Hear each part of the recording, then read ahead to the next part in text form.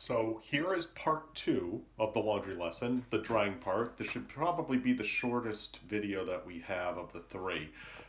So I'm just going to get, here we are, the clothes out. So as you can see, it's spun out. Everything is around the outside. And I'm going to open up the dryer. Everything obviously should be out. But remember, when we get the clothes out, and we'll go through this again, want to make sure you turn it to make sure like a sock or something from before wasn't on there. And then we'll grab the clothes, okay, and put them in. Here we are. And there we go.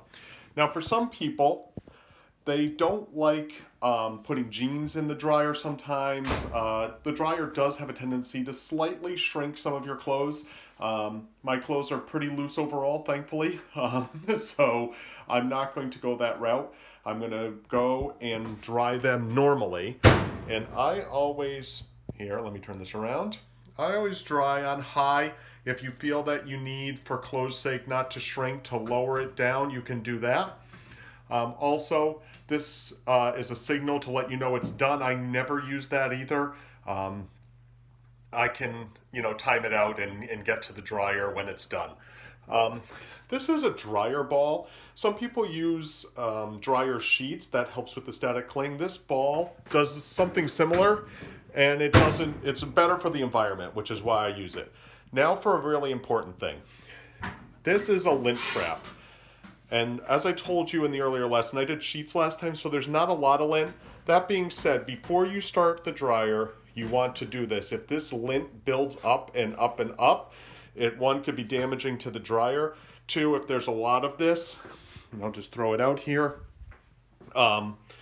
it actually could start a fire. So we want to make sure that the lint trap is cleaned every single time, okay? So behind here, see that big hose? All right. So the dryer ends up, pushing air out.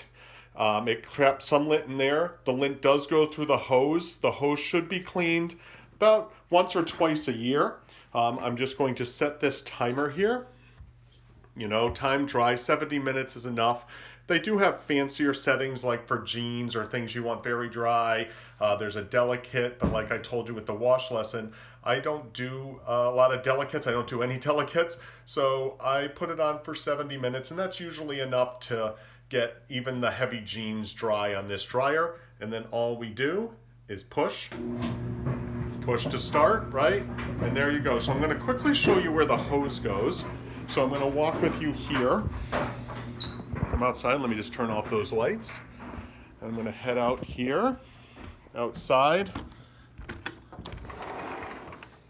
Okay, so I'll flip this around, and here is, you could see how it's blowing up. So usually these are closed shut. You can kind of hear the dryer. It's coming like that, and you see there's little lint here. So this should be cleaned out too, about every quarter year or every 3 months, okay? So that's the drying lesson. I told you it would be the shortest of the three. The last part of this lesson, once it's dry, is I'll show you how to fold clothes, how to hang up clothes. There's difference between men's and women's pants. There's difference in t-shirts and dress shirts. So I'll show you all of that in my final video. Thank you.